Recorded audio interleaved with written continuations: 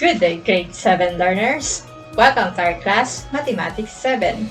I am your math buddy, Mrs. Roda S. Doromal, Grade 7 Mathematics teacher. I gave you my heart.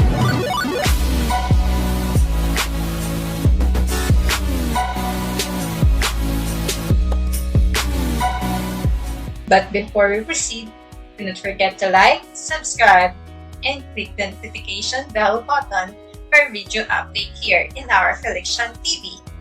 For today's lesson, our most essential learning competencies is uses appropriate graphs to represent organized data, pie chart, bar graph, and line graph. And our lesson objectives for today are: number 1, represent data using pie graph, bar graph, and line graph. And number 2, apply mathematical concept of pie graph, bar graph, and line graph in real-life situations. Now, let's have a short review of our previous topic. What is organization of data? Correct. Data organization, in broad terms, refers to the method of classifying and organizing data sets to make them more useful. Next, what is the importance of organization of data? Correct. There are lots of benefits of organizing data. The first and foremost benefits are it decreases the time consumed to search for a data. How about the raw data? Correct. The data collected numbers are called raw data. These are the data collected in a survey. We can hardly see any pattern in any set of raw data. Hence, we have to organize the data using a table by following the given steps. Now, can you give me the step 1? Correct. Step 1, set on the table using 3 columns. How about the step 2? Correct. Step 2, read each item in the row data and mark as true or tally in the tally column in the same row as in its class. How about the step 3? Correct. Step 3, the frequency of the class is the number of times each class occurs. Write down the frequency of each class by counting its corresponding tally marks. Okay, that's all for our review. Our today's topic, we're going to discuss presentation of data. Week 3, Quarter 4, Lesson 5.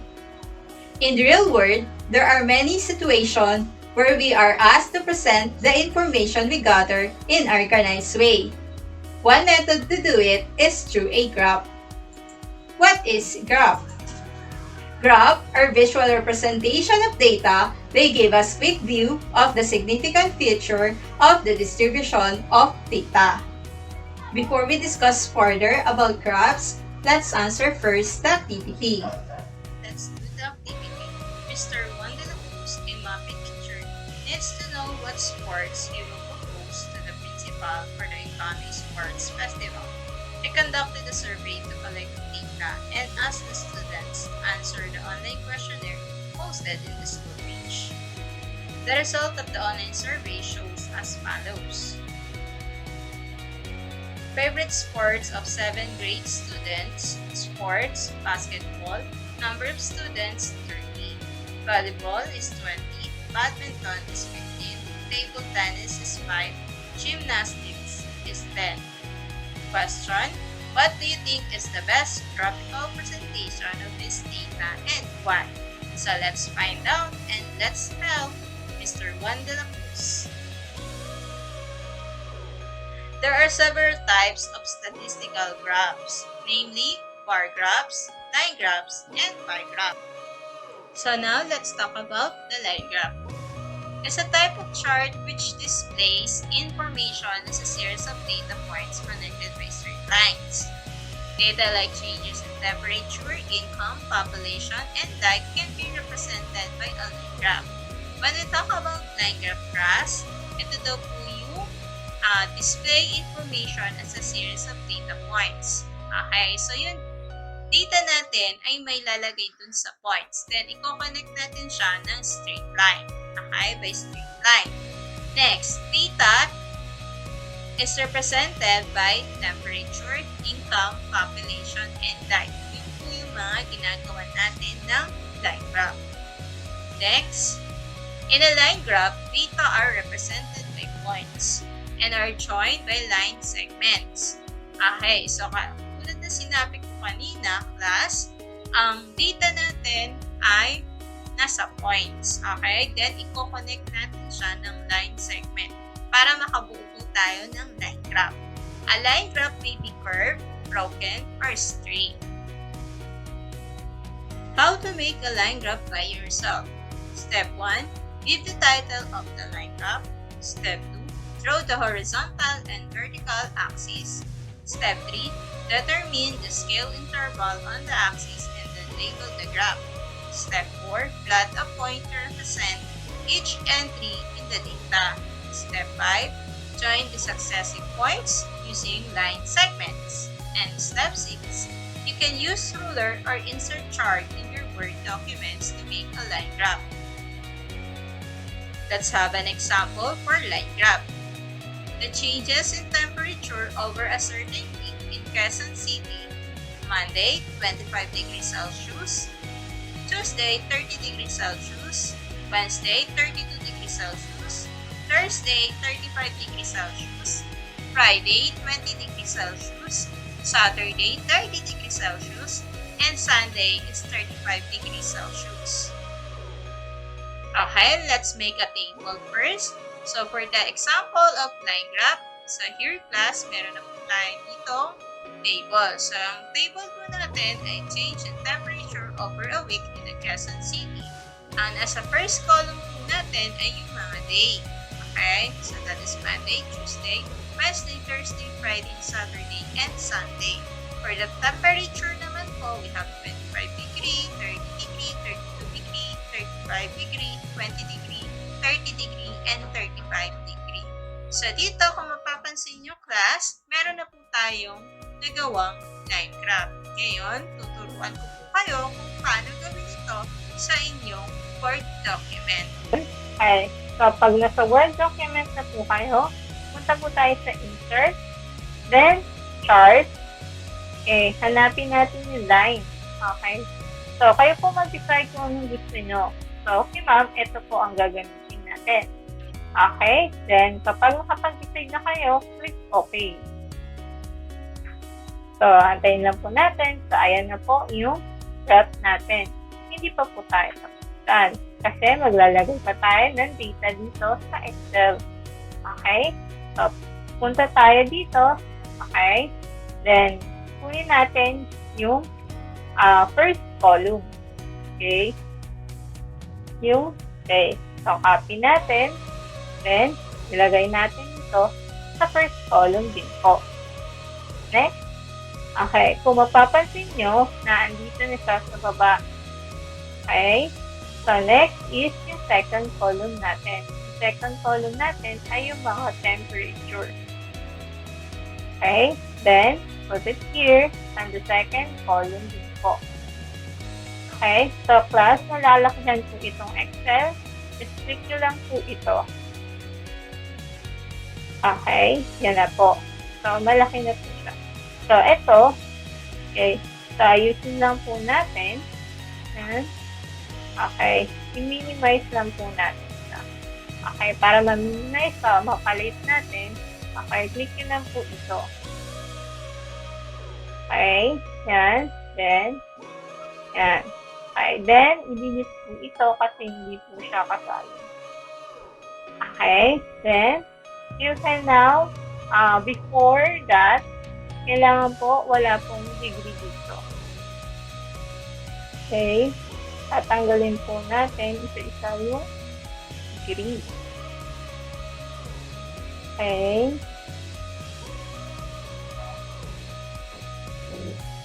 Yan. Tanggalin natin isa-isa yung degree. Okay. So, may now close the Excel. Okay. Yan. Kung mapapansin nyo, ito na po siya. Okay. So, andito yung Monday, Tuesday, Wednesday, Thursday, Friday, Saturday, and Sunday. Ito na po yung 0 to 40 natin na temperature. Okay, now, click niyo po itong plus. Okay, lagyan natin ng axis title. Okay, so dito, ang axis title natin ay temperature.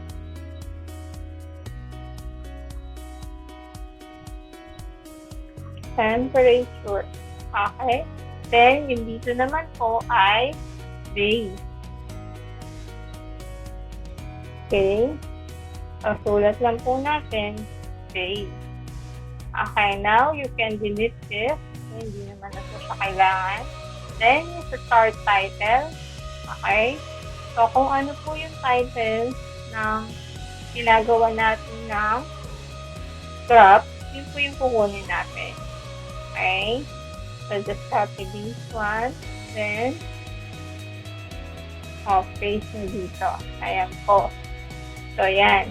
So, kung mapapansin nyo, meron na po tayong line graph. And for our next graph is bar graph. A bar graph is a graphical presentation of data using bars which can be drawn either horizontally or vertically. Aking class, when we talk about bar graphs, yung data naman po natin ay nasa bars. Okay, pwede po natin siya ma-draw kung gusto nyo ng horizontally or vertically. How to make a bar graph by yourself. Step 1. Read the title of the bar graph. Step 2. Determine the label for each axis of the graphs. Step 3. Decide if a vertical or a horizontal bar graph would be used. Step 4. Draw bars with the same width and space them evenly on one axis. The height of the bar corresponds to the frequency of the data. Step 5. You can use ruler or insert chart in your Word documents to make a bar graph. And now, let's have an example for bar graph. Arnold surveyed a sample of people at a basketball game to find out their favorite drink. Drinks: cola 25, fruit beer 20, lemon 10, fruit 15, and iced tea is 12. Example for bar graph. So first, let's make a table. So, ang table natin dito class, sa first column ay yung type of drinks. We have the cola, root beer, lemon, fruits, and iced tea. For the second column naman class, meron tayong frequency. That is 25, 20, 10, 15, and 12. Okay class? So si ma'am po, meron na siyang bar graph po dito. Now, tuturuan ko kayo kung paano gumawa ng bar graph using your Word document. Okay, ayan na po. So pag nasa Word document na po tayo, again, punta tayo sa insert, sa chart. Okay. So, kung gusto nyo, ang ating bar graph ay nakaganto or tinatawag nating vertically. Yan. Vertically po yan. Column po. Pero kung gusto nyo ng horizontally, click nyo po itong bar. Ayan po. Horizontally na siya. Okay? So, let's move on. So, ang ginamit ni ma'am po sa example po ay column. Yung naka-vertical. Okay? So, I will use this. Okay? So, click OK. So, ayan na po. Then, yung dito po, ilalagay po natin yung first column natin, which is the type of drinks. Okay? So, lagay po natin sa first column. Okay? Next, yung sa second column naman po ay yung frequency. Copy, then paste natin sa Word document. Okay, then paano siya lakihan? Click mo po ito. Okay, yan po. Then click nyo po din ito. Okay, so i-minimize lang po natin sila. Okay, so paano mag-minimize? Ito po. Okay, click nyo lang po ito para ma-minimize. Okay. So, ayan po. Okay. So, ayan. Okay, so, pwede na po na, ito po, i-delete din natin. Ayan, delete. Then, you can now close it. Okay, so pag close nyo na po yun, automatic po na lalabas na po siya dito. Then, you can delete this. Then, punta tayo sa plus sign. Check natin yung axis title. So, dito, lalagay natin yung frequency. Okay. Frequency.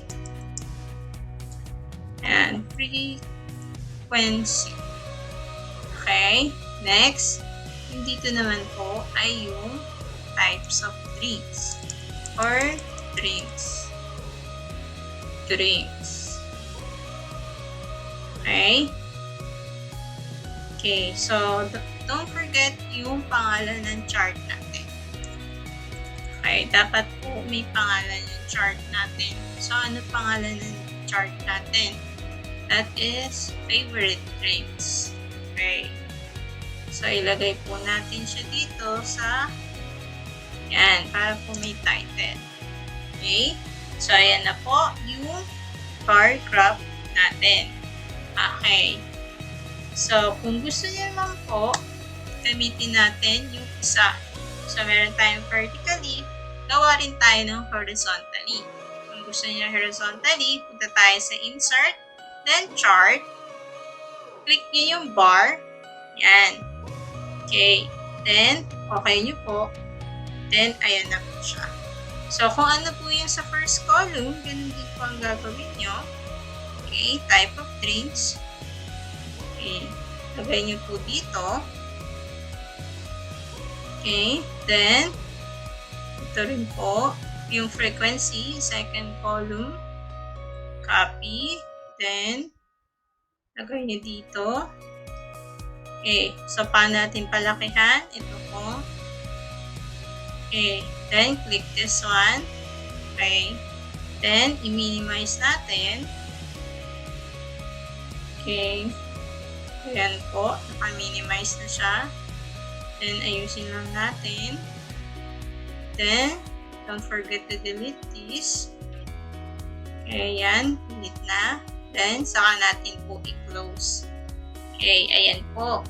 So, ayan po yung frequency. So, dito, sa taas, ito po yung okay. So, ayan. Nalagay na natin. So, click yung plus sign. Then, yung axis title. Okay. So, pag ayan, may axis title na. So, ilagay natin dito yung drinks. Okay. So, dito po yung drinks. Then, dito naman po yung frequency. Okay, so, frequency. Okay, then, delete this. Okay, then, yung chart title natin. So, yung chart title natin, favorite drinks. Okay, so, chart title, favorite drinks. Ayan po. So, meron na tayong horizontal bar graph and vertical bar graph. Okay? So, that's all for bar graph. And for our next graph is pie graph. A pie chart or a pie graph is a graph in the form of a circle divided into sectors whose relative areas represent the frequencies of the given set of data. Okay, class. So, dito po sa pie graph naman, okay, so, ang pie graph po, class, ay binubuo ng circle. Okay, i-divide natin yung circle into sectors. Okay, then yung areas na makukuha natin, yun ang nagre-represent sa frequency ng given ng set of data. Okay po? Next, okay, example for pie graph. Okay, for our example class, kung mapapansin niyo po, ito po yung activity natin. So, the answer for the question of Mr. Juan de la Cruz, so, ang kanya pong ang gagawin na presentation of data is a pie graph. Okay, so here's the data of Mr. Juan de la Cruz. Okay, for favorites of 7th grade students, we have the sports, basketball, Number of students, 30. Volleyball, 20. Badminton is 15. Table tennis, 5. Gymnastics is 10. How to make a pie graph by yourself. Step 1. Make a table from the given data and add all the values. Okay? So, ito po yung data natin. Okay? Na nakuha natin from Mr. Juan de la Cruz. Okay? So, ito po yung table natin. Okay? Sa table natin, kung mapapansin nyo, nagdagdag tayo ng total na 80. Okay? Kasi sabi po niya sa step 1, after natin gumawa ng table, i-add natin lahat ng values. Okay po? Now, let's have the step 2. To get a percent, divide each value by the total and multiply by 100. Okay, so class, here is our table. So the sports for the first column, and second column, number of students, and the third column is the percentage of the total. Okay, class, to get the percentage of the total, divide each value by the total and multiply by 100. Okay, so yung each value natin, class, ay ito po. Then, ito po yung total natin, 80. So, let's solve. So, 30 divided by 80 is 0.375 times 100 is 37.5%. Next, 20 divide 80 is 0.25 times 100 is 25%. Next, 15 divided by 80 is 0.1875 times 100 is 18.75%. Next is 5 divided by 80 is 0.0625 times 100 is 6.25%. Next is 10 divided by 80 is 0.125 times 100 is 12.50%. Okay, class, if you will add all the percent, you will get 100%.